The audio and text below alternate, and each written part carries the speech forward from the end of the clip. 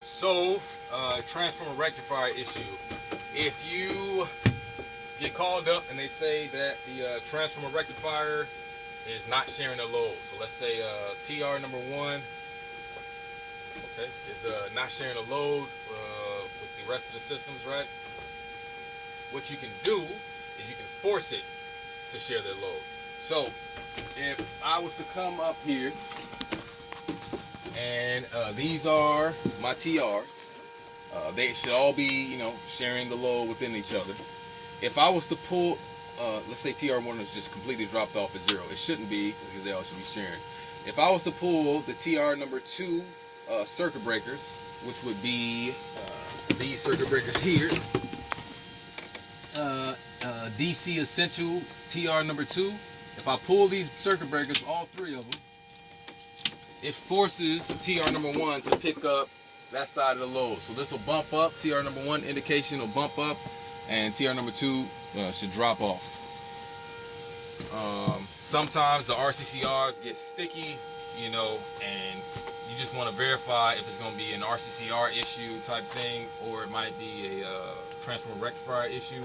But sometimes they just get sticky, and if you force it to switch over and end up pushing the circuit breaker back in, and everything goes back to normal and balances out, it's typically fine.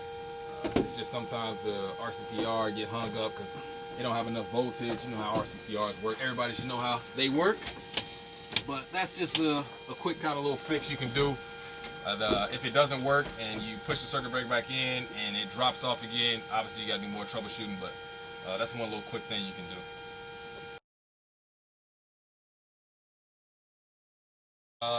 Another common issue that could happen, if you get a light out, a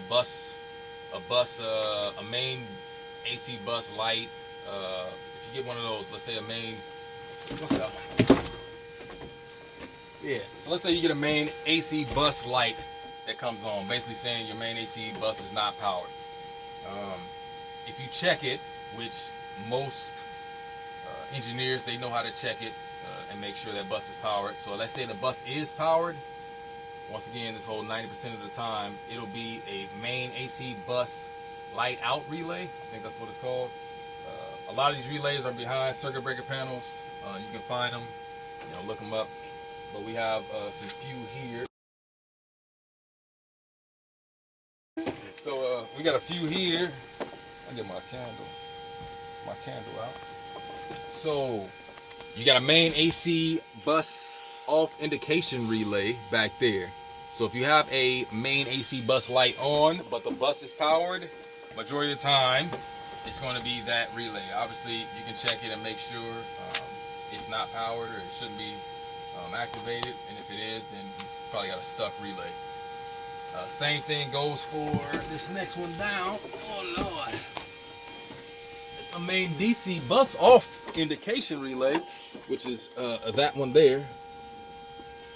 If you got a main DC bus light on, but your bus is powered, it'll probably be that relay 90% of the time.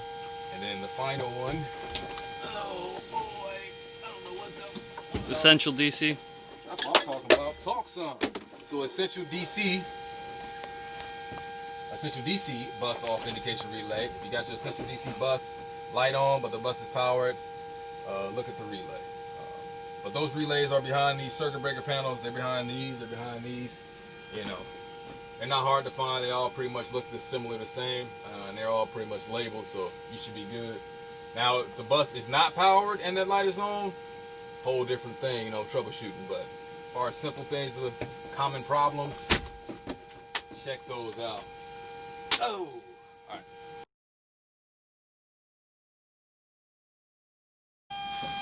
Okay, so let's say you having issues with the plane taking power from the external power cart. If you're having those issues, obviously try swapping out carts, power cords, once or twice. That usually remedies the problem. But if that doesn't work, one of the first things you should check, per Rob Murphy, I learned that, you know what I'm saying, shout out to Rob, OG, triple OG, is these diodes here.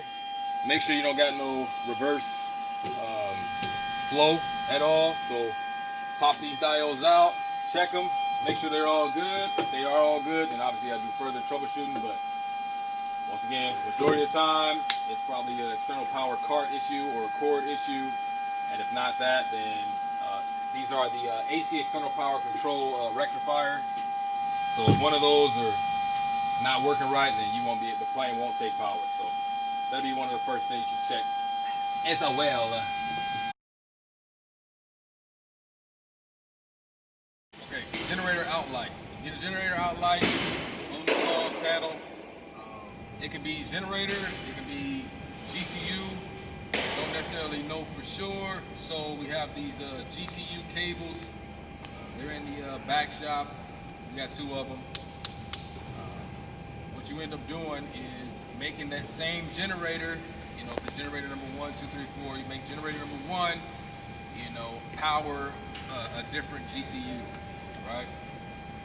So you'll swap the generator cables like so. First thing, you take out the stairs.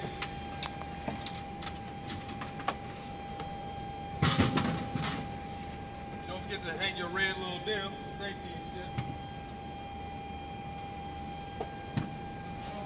Come on in, Eric. Oh. Oh. All right. It's hilarious.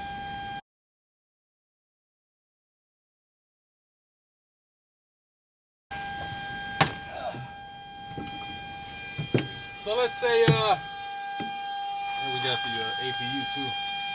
So let's say the generator number 1 is here, generator number 2 is here.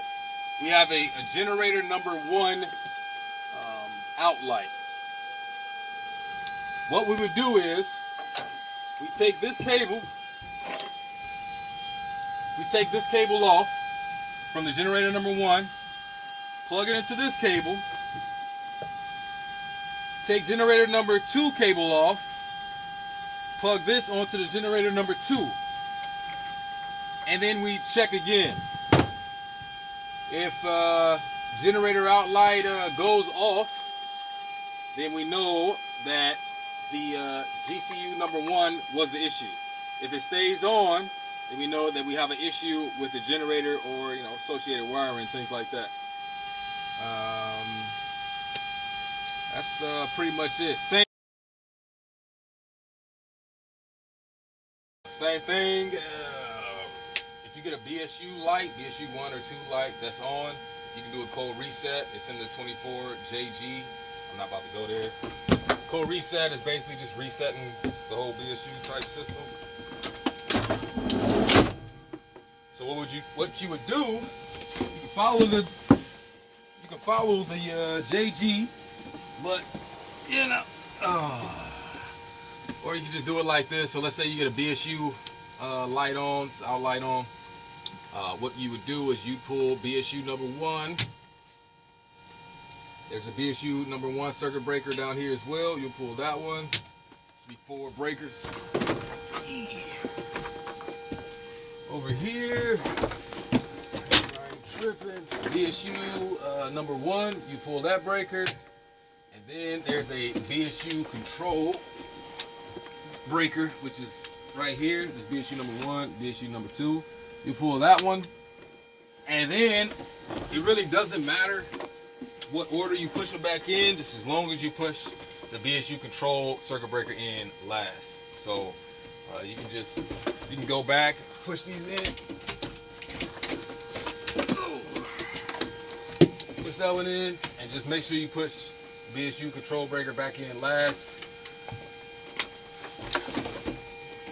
So, just so y'all know, I didn't do this, but in this situation with the BSU, before you do all that, the BSU switch is here. You go off on the BSU number 1 first. You'll do the breaker thing, push the control breaker back in next, back on.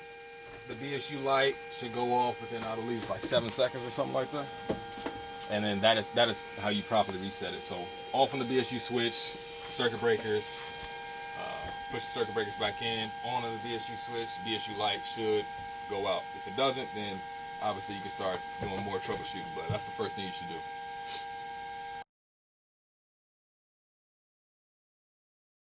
Okay, so sometimes you get write-ups where, you know, right, I don't know, before they take off, or they're doing their pre-flight check or whatever, I don't know, they whatever it is, they come down and then they tell you that the number 3 engine bleed air regulator, which everybody should know where that's at, is not within 3 psi of the rest of the engines.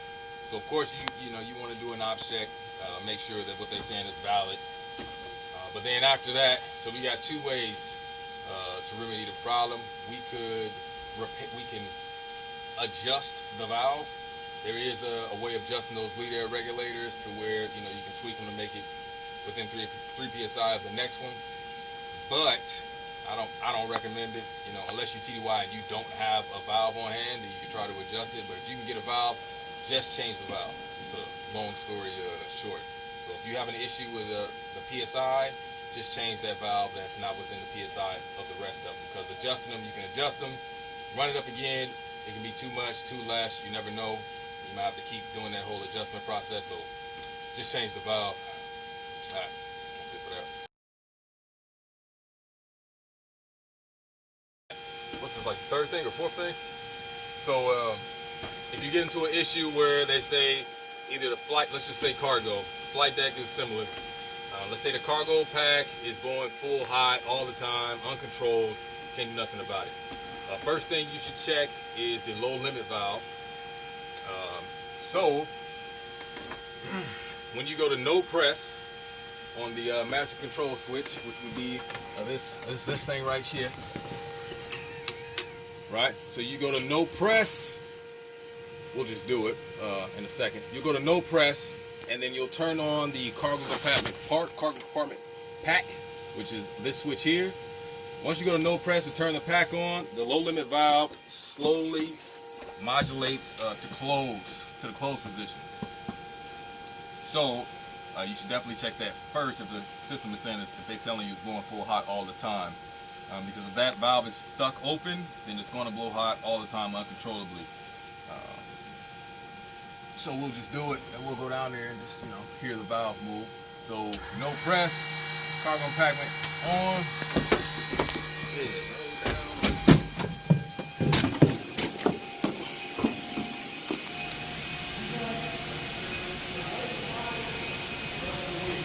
Yeah, holy shit, buddy! That's nice. So you can actually hear it if you just like clicking, ticking. This is the low limit valve here, and it's slowly closing. You actually can see it. You actually can see it close. Actually, there's an indication on there. This thing is just slowly moving close. If it doesn't start to close, then you know you probably got a bad valve. Obviously, you can check power in the ground, but if it doesn't close, that's usually a common problem. The second thing that you probably would check is the temp control valve. That is up behind the wheel well. You can look it up yourself.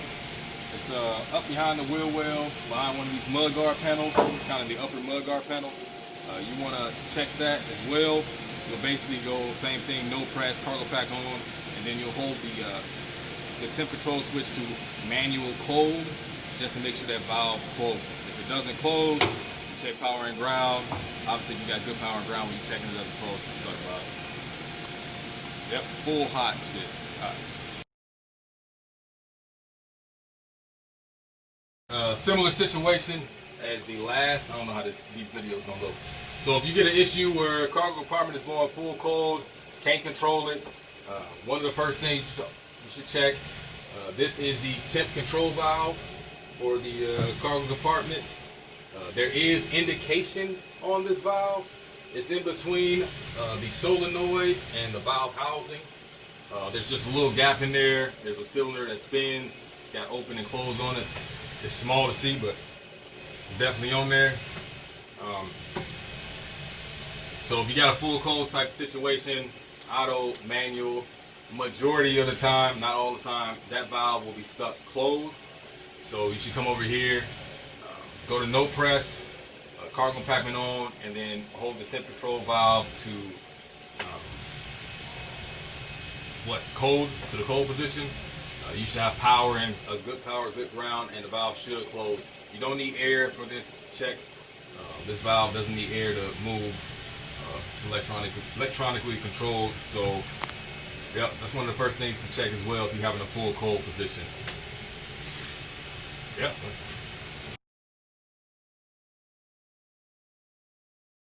So if you have an issue in the write-up saying you're having issues with the AC pack in the manual position, it works in auto, but it doesn't work in manual. Okay, the blower motor and blower sensor has nothing to do with the manual side at all. It's all auto. So you can completely disregard the flight deck temp sensor and blower motor. And if it's a cargo issue, same thing. You can disregard the flight deck, temp sensor, blower motor. If it's a manual AC pack issue, if it's a auto issue, then you can actually only auto and not manual. You can look at these and check those and make sure that they're working properly. But in manual, if you want to check, if you go to manual warm on the switch, so let's say you go to no press, pack on, goes through the temp control box and then goes to the temp control valve. So manual cold is different. Manual cold, if you go to manual cold on the switch, then it goes straight to the valve. So straight power from the switch to the valve. It bypasses the box. So I guess if you was having an issue and you go to manual warm, you just got to understand it's going, if you're not getting power to the valve, understand it's nothing to do with the switch to the valve. It also goes to the box. So you could have a temp control. You could have a temp control box that's bad as well. Okay, so if you ever have an issue, if they call you out here and they're saying their mask, they're using their mask and they're not getting like flow, they're not getting a flow indication, which is usually an issue, if anything. They've probably already done the swap the mask with another mask check. So when you come out here, you can just verify that that's something they did already. If they haven't, then they need to do that. And if they've done it and they're still having the same issue, they're not getting flow, majority of the time it'll be a bad O2 regulator. Make sure you check the hose and the hose is functioning properly before you just change the O2 regulator. But that is the most likely cause. If you're having issues with the mask, if they swapped it and they're still having the same issues, it's probably O2 regulator, but make sure you check the hose and make sure it ain't got no leaks or nothing like that going through or constantly flowing. Alright, that's that. So if you run into an issue where your spinner, blade, any of that de-ice and ice situation, where your amps are not going to their specific amount, you know, there is a parameter for how much amps you usually have on your gauges when prop de-ice system is turned on. So let's say your blade de-ice is, you know, just low amps. If your gauge is not working, that's something totally different. You're probably having a gauge issue. But if you're having the lower amps type situation, maybe on one blade or one prop compared to another prop, you know, it's usually going to be a prop issue. So let's go. So these aren't off, but let's just say the number 4 is having issues with the amp readings, typically what you want to do is basically grab Engine Shop. Engine Shop knows what to do. They'll take off the comb, they'll clean off contacts, clean slip rings, contacts, clean all that stuff down, and then we do an ohm check for the brush block. We do an ohm check, and you can look in your TO, but engine troops, they usually know exactly where to look for what ohm checks you need to be going through. So, like I said, if you know it's not going to be a gauge, get with Engine Shop. They'll come out here, they'll clean everything they need to clean, and then you'll do an ohm check of the brush block. You might even ohm check the contacts on the cone itself. And then if everything works out and ohm check's good, and you don't have bad ohm checks, or if you do have bad ohm checks, and the light is still, the amps are still low or too high. I've never seen it too high, but if it's still low, majority of the time, luckily for us, it's gonna be an Engine Shop problem, and they're gonna change the whole prop because it's a problem within the prop, and there's nothing else you can do. It's crazy, but that's what they changed. I think that's it. So this is the static line retriever here. It's got the static line retriever switches, which operate this thing. If you ever come into a situation where they're saying the static line retriever is not functioning, it's not moving back and forth, a lot of times, because it produces a lot of power, the load masters will come back here, be moving that switch up and down, and then you'll end up popping one of the current limiters in the flight deck. So if you come into a situation where that's not working, first thing you should check before you start digging into everything is up here.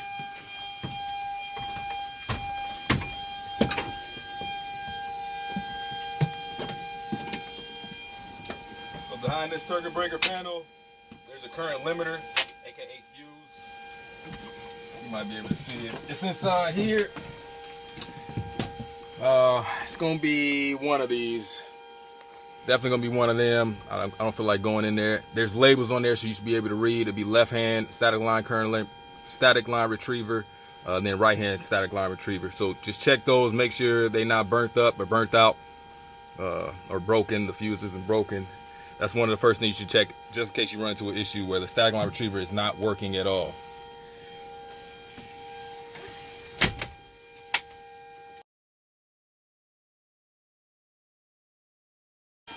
So if you're ever having an issue and they call up here and they say the back lights, the jump lights are not working, if you don't know what the jump lights are, we're gonna go back there and I'll show you.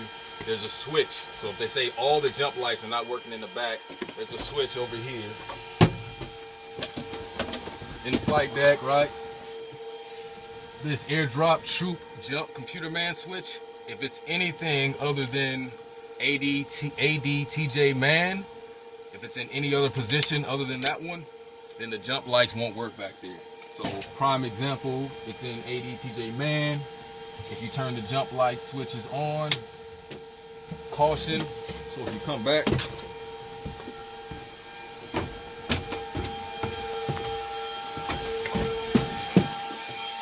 all the jump lights are on. One over there, like that. But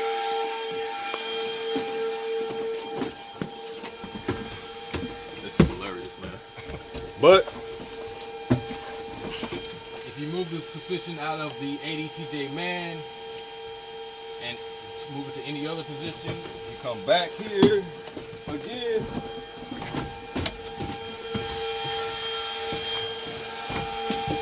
Jump lights are off.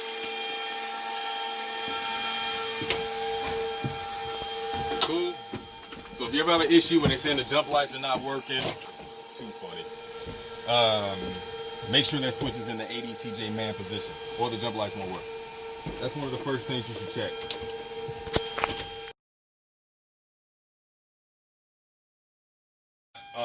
Top strobe light. So it's a couple different situations. If the top strobe light ever flashes white, which it should never flash white, because the wire for the white wire that goes to the light is completely disconnected. So if it ever flashes white, just replace the top strobe light, because that circuit is not even going to the light, so it'll be a shorted out light. That's the first thing. Second thing is, if you're having issues, top strobe light is not working, it can either be the power supply or the dimmer module. So you got the power supply, the dimmer module up there. You can isolate that by, because the dimmer module is jumpered to the power supply, so it goes from the power supply, dimmer module, to the light. So you can isolate that, whether it's going to be the dimmer module or the power supply, by just disconnecting it from the dimmer box and directing it directly to the power supply. If it directs directly to the power supply and it actually works, then you know the dimmer box is the problem. If you direct it to the power supply and it doesn't, and it's continue not working, most likely it's going to be the power supply. They're located up there. Got the ladder.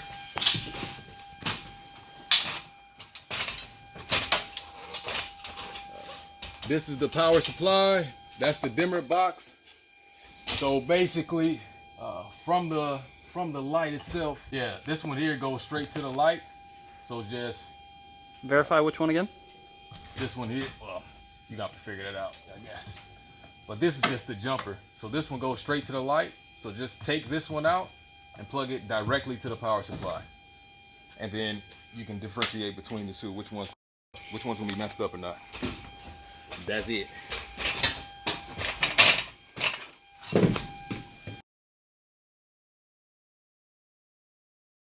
You got an anti-skid issue. This right here is your FDU. FDU stands for fault display unit. They got these little flags, right? They flag white if you have an issue within your anti-skid system. So if you ever come back here and every one of these flags are on, they all flag white, you know, the checker white pattern, whatever. 99.9 plus 0.01% or 0.1% or whatever of the time is going to be the temp control box. It's going to be the anti-skid control box. The anti-skid control box is right behind this one. So it's like right here. Change that, and that's probably going to be the case. Just to always go, you know, reset the system before you change out a box. Some weird stuff might have happened. Just reset everything, turn power on, cycle power, turn it back on. The flags all pop up again. Like I said, damn near 90% of the time it's going to be the anti-skid control box. Another thing, each and every one of these, you know, flags are for different parts of the anti-skid control system. So you got the left transducer forward, left transducer aft, right transducer forward, right transducer aft. Then you got the left valve, the brake valves, and the right valves. If one of those start messing up or jacking up, both of these are flagged for the left, because we don't have two different. We have one valve for the left side and the right side. So that'll happen for that. And then you have your control unit. If you're having issues with the control unit, SCA control unit, these are also flagged. So, for example, if the left transducer forward flagged, it's going to be something within the left transducer that's having an issue. Wiring, the transducer is bad. Just go there. It's just a guide to help you troubleshoot. That's all this is. But you know, we electricians won't need help. But it's dope. That's it for that. Cool. So let's say you have a issue. The fire light came on. So you got a fire light in your T-handle. It's lighting up, and then your T-handle's lighting up, and then you got a fire light on the caution panel. So a fire light can be either a bad nacelle overheat detector, or the wiring that's related to it, or it can also be something within the fire loops or fire control box. To isolate that, to figure out which side of the system is going to be on, you can pull breakers. So for the nacelle gets its power through the McCall circuit breakers. So if you get a fire light and you want to know if it's on the nacelle, if it's a bad nacelle or wiring associated with it, or it's going to be the fire loop or the control box, fire control box, what you can do is you can come up here you pull all the McCall circuit breakers. I pre-pulled them already, which will be those 3 down here, and then these 3 here, and the McCall's control. So if you pull those and the light goes out, then it's going to be on the nacelle side. If you pull those and the light stays on, it's going to be on the fire loop, fire control box side. Example, I got those pulled. So this is nacelle overheat test, but the power is coming from those breakers. So if I got those pulled, you won't see the test happen. No test at all on the T-handles. But the engine fire test, which tests the fire loop and the fire control box, if I test this, we get our indication in the T-handle. Now, and that's how you can differentiate between what side it's going to be on. So if I push these back in,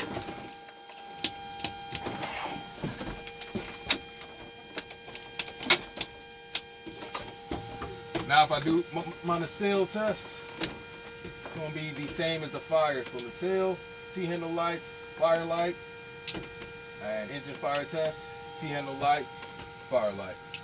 So that's how you can isolate and figure out what side it's going to be on.